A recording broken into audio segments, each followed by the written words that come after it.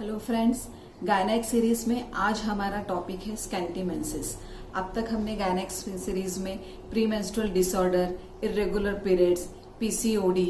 Postponement of menses, यह सब topic देखे हैं और आज हम देखने वाले हैं स्कैंटी मेंसेस। मैं डॉक्टर हेमा खरे आप सबका स्वागत करती हूँ आपके अपने यूट्यूब चैनल वीवा वर्ल्ड में। हम सबके लाइफ में रिप्रोडक्टिव जो पीरियड है, हमारा लाइफ का पीरियड आने से लेके पीरियड बंद होने तक हम बहुत बार हमारे पीरियड्स में काफी चेंजेस एक्सपीरियंस करते हैं, जिसमें से एक चेंज है स्कैंटी मेंसेस, जिसे हम मेडिकल टर्मिनोलॉजी है हाइपोमेनोरिया, या हम आम भाषा में कहें तो अचानक से कभी कभी हम ऐसा पाते हैं कि हमारे पीरियड्स एकदम कम जा रहे हैं, बहुत ही स्कैंटी, मतलब जस्ट एक दिन पीरियड जा रहा है और वो भी रेगुलर जितना होना चाहिए उतना नहीं हो रहा है, जस्ट स्पॉटिंग हो रहा है। इस तरह के पीरियड्स हम एक्सपीरियंस करते हैं। तो नॉर्मली जो पीरियड्स होते हैं उसमें जो ब्लड फ्लो होता है वो एक 5 ml से लेके 80 ml तक होना, उन 4 से 5 दिनों में 5 ml to 80 ml ये एक नॉर्मल अमाउंट है पीरियड का, ब्लड फ्लो का। लेकिन जब इससे भी कम 5 ml से भी कम ब्लड लॉस होता है, बिल्कुल स्कैंटी होता है, स्पॉटिंग होता है, ऐसे ब्लड लॉस होता है, तो इसके पीछे बहुत सारी वजह होती है कि ऐसा स्कैंटी मेंसेस हमें क्यों हो रहा है। तो सबसे पहले तो हम इसके देखेंगे तो 2 टाइप है। एक है नॉर्मल, कि बहुत बार ये जो स्कैंटी मेंसेस होता है ये नॉर्मल होता है, और एक होता है एबनॉर्मल या किसी बीमारी से रिलेटेड या pathology secondary to some disease करके। तो जो नॉर्मल है उसमें सबसे पहले हम देखेंगे कि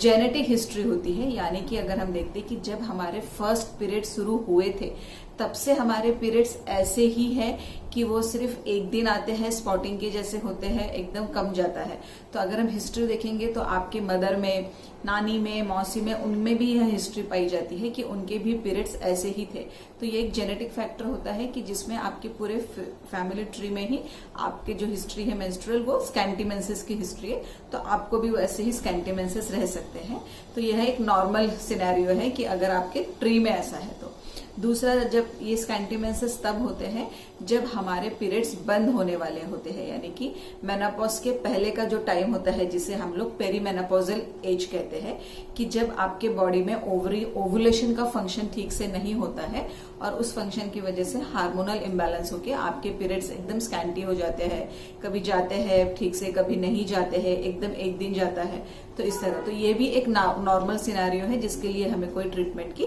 जरूरत नहीं है। तीसरा नॉर्मल स्कैंटी मेंसेस तब होता है कि जब आपके फर्स्ट पीरियड आते हैं एकदम से। तो जब वो फर्स्ट पीरियड आते हैं तो किसी किसी गर्ल्स में ऐसा होता है कि बिल्कुल स्कैंटी मेंसेस से स्टार्ट होता है कि एक ही दिन गया, जस्ट आपका दाग किया, और तब आपको पता चलता है कि अभी आपका पीरियड आने का टाइम शुरू हो गया है, और उसके बाद धीरे धीरे जब 2-3 महीने के पीरियड्स हो जाते हैं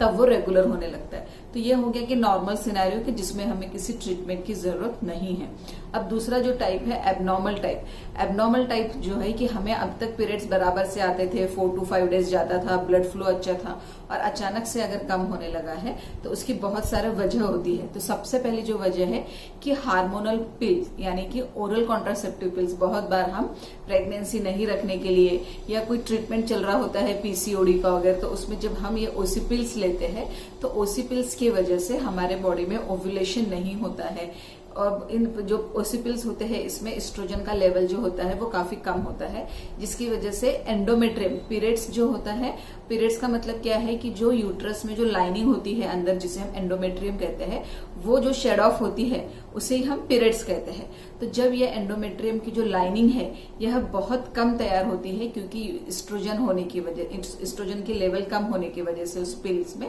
और उस वजह से फिर ब्लड फ्लो भी जो होता है वो हमारा धीरे धीरे कम होने लगता है। इसलिए जिस गर्ल्स में या फीमेल्स में ओरल कॉन्ट्रासेप्टिव पिल्स की हिस्ट्री हो कि वो बहुत समय से ओरल कॉन्ट्रासेप्टिव पिल्स ले रहे हो, उनमें यह परेशानी पाई जा सकती है।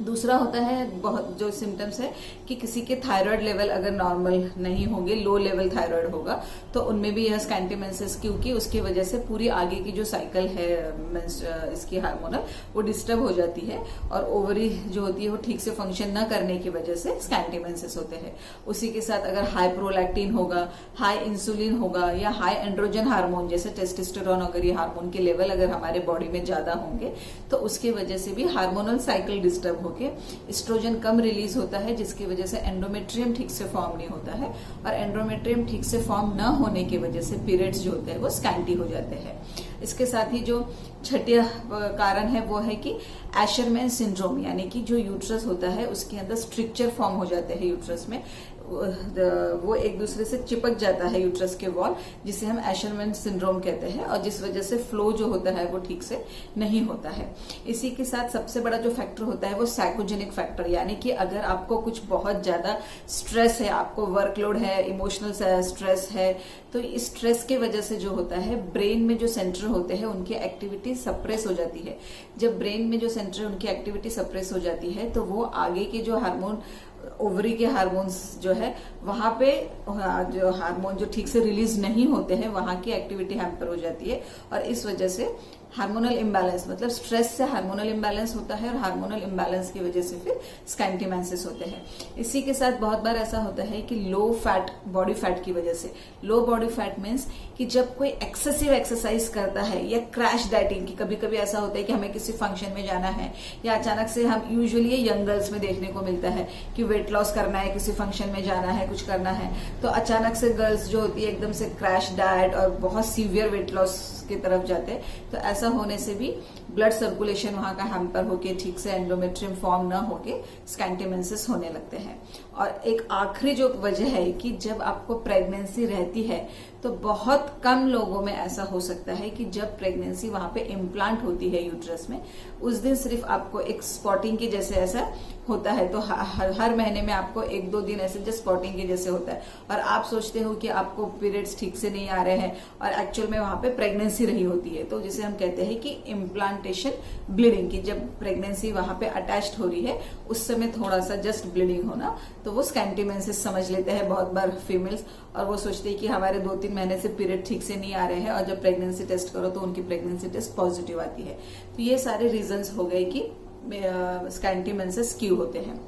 अब अगर हम इसके डायग्नोसिस की बात करें कि हम इसको डायग्नोस कैसे करेंगे कि किस वजह से हमको स्कैंटीमेंसेस हो रहे हैं, तो इसके लिए ब्लड टेस्ट की जाती है। ब्लड टेस्ट में सारे हार्मोन टेस्ट किए जाते हैं, जैसे FSH है, LH है, प्रोलैक्टिन, थायराइड, इंसुलिन, ये सारे जो हार्मोन्स हैं इनकी टेस्ट की जाती है। इसी के साथ सोनोग्राफी की जाती है, लेकिन ये बहुत जरूरी है कि हमारा सोनोग्राफी का टाइम क्या होना चाहिए। सोनोग्राफी का जो टाइमिंग है वो हमारे पीरियड्स के 14th डे के बाद, यानी कि जब ओव्यूलेशन हो जाता है उसके बाद हमें सोनोग्राफी करनी है, ताकि हम एंडोमेट्रियम का थिकनेस देख सके जो मिनिमम 5 mm होना चाहिए। अगर हमारा 5 mm से भी कम एंडोमेट्रियम फॉर्म हो रहा है तो इट शोज कि हमें स्कैंटीमेंसेस की प्रॉब्लम हो रही है। पर अगर हमारा 5 mm से अच्छा एंडोमेट्रियम का थिकनेस है, 6 है, 7 mm है, तो इसका मतलब है कि हमें इस वजह से एंडोमेट्रियम लाइनिंग हमारा अच्छे से तैयार हो रहा है, तो हमें स्कैंटीमेंसेस नहीं है। दूसरा है कि अगर बहुत बार ऐसा होता है कि हम DNC यानी कि डायलिटेशन एंड क्यूरेटाज एडवाइस करते हैं, ताकि वहां का जो सैंपल होता है एंडोमेट्रियम को वो लेके हिस्टोपैथ के लिए भेजा जाता है कि कभी कभी ऐसा होता है कि अगर ट्यूबरक्लोसिस ऑफ एब्डोमेन हो या यूट्रस हो तो उसकी वजह से भी स्कैंटीमेंसेस होने लगते हैं। तो इस तरह हमने देखा कि ब्लड टेस्ट करना है, सोनोग्राफी करना है, और बहुत रेयर कंडीशन में हम DNC एडवाइस करते हैं। अब अगर हम ट्रीटमेंट की बात करें तो जैसे हमने देखा कि ट्रीटमेंट जो है कि हमें किस वजह से हो रहा है, क्योंकि इन सब में हार्मोनल इम्बैलेंस हो रहा है, तो हम पहले हार्मोन टेस्ट करेंगे। अगर उसमें कुछ इम्बैलेंस है तो हम उससे रिलेटेड दवाइयां शुरू करेंगे। अगर हमारा साइकोलॉजिकल फैक्टर है तो डॉक्टर आपको स्ट्रेस रिलीविंग की कुछ सलाहें देंगी, या आपने बहुत एक्सेसिव डाइट किया है तो उससे रिलेटेड आपको ट्रीटमेंट लेना होगा। तो जो ट्रीटमेंट है हमारा वो हमारे कॉज के ऊपर डिपेंड करेगा कि किस वजह से हमारे स्कैंटीमेंसेस हो रहे हैं, जो आपके डायग्नोसिस के बाद आपको डॉक्टर आपकी सलाह देंगे। इसके अलावा कुछ ऐसे फूड होते हैं, फूड कॉम्प्लीमेंट्स होते हैं, सप्लीमेंट्स होते हैं जो हमें हेल्प कर सकते हैं कि हमारे पीरियड्स जो है जो स्कैंटी हो रहे हैं वो थोड़ा ठीक हो जाए। तो उसमें जैसे होता है कि बीटरूट है, पालक है, सिनामन है, फिनेल सीड्स है, सीसम सीड्स है, जैगरी है, डार्क चॉकलेट, ये जो सब चीजें हैं इनकी वजह से यूजुअली अगर हम इनकी बात करें तो ये शरीर में गर्माहट पैदा करते हैं, यानी कि क्या होता है कि इससे वहां का ब्लड सर्कुलेशन अच्छा होता है। रिप्रोडक्टिव ऑर्गन्स पे ये जो फूड मैंने जो अभी आपको बताया कि कच्चा पपीता है, बीटरूट, पालक, तिल जो होता है सीसम सीड्स कहते हैं, या सौंफ जो होती है फेनल सीड्स जिसे कहते हैं, टर्मरिक है, अनराइप पाइनएप्पल है। तो इन सब चीजों के खाने से रिप्रोडक्टिव ऑर्गन्स का ब्लड सर्कुलेशन अच्छा होता है और उस वजह से हमारे जो पीरियड्स है उसमें हमें थोड़ा सा सुधार देखने को मिल सकता है। तो इस तरह फ्रेंड्स हमने आज व्हाट इज स्कैंटी मेंसेस, उसके कॉजेस, उसका डायग्नोसिस, ट्रीटमेंट की सब बात की है। तो आई होप कि आपके अगर कोई स्कैंटी मेंसेस के प्रॉब्लम हो तो ये सब वीडियो सुनने के बाद आपकी जो सवाल है वो आपको उसके जवाब मिल गए हो। इससे रिलेटेड आपका कोई भी सवाल हो या आप कोई नया वीडियो देखना चाहते हो, कोई नया टॉपिक सजेस्ट करना चाहते हो तो आप मुझे कमेंट बॉक्स में लिख के जरूर भेज सकते हो। आपको अगर वीडियो पसंद आया हो तो उसे लाइक, शेयर और सब्सक्राइब जरूर कीजिएगा। इसके बाद जो वीडियो बनेगा वो है कि माय फर्स्ट पीरियड, यानी कि जब हमारा सबसे पहला पीरियड आता है तो बहुत बार पेरेंट्स कंफ्यूज हो जाते हैं कि अब बच्चे को कैसे समझाया जाए, क्योंकि आजकल हम देखते हैं कि पीरियड्स काफी जल्दी आने लगे हैं। 4th 5th में जो बच्चियां होती है यानी कि 9-10 साल की बच्चियों को भी अब पीरियड्स आना शुरू होने लगा है। तो उन्हें इन सब के बारे में कुछ भी पता नहीं होता है, बच्चियां कंफ्यूज स्टेज में होती है। माओ को समझ में नहीं आता है कि वो पीरियड्स के बारे में अपने बच्चों को क्या सिखाए, क्या समझाए करके। तो उसलिए मैं आगे का जो वीडियो है इसके बाद का वो बनेगा माय फर्स्ट पीरियड। उसके अलावा आपको कोई और वीडियो देखना हो, कोई और टॉपिक पे आपको सब्जेक्ट पे वीडियो चाहते हो तो आप मुझे कमेंट बॉक्स में लिख के जरूर भेजिएगा। तब तक के लिए नमस्ते।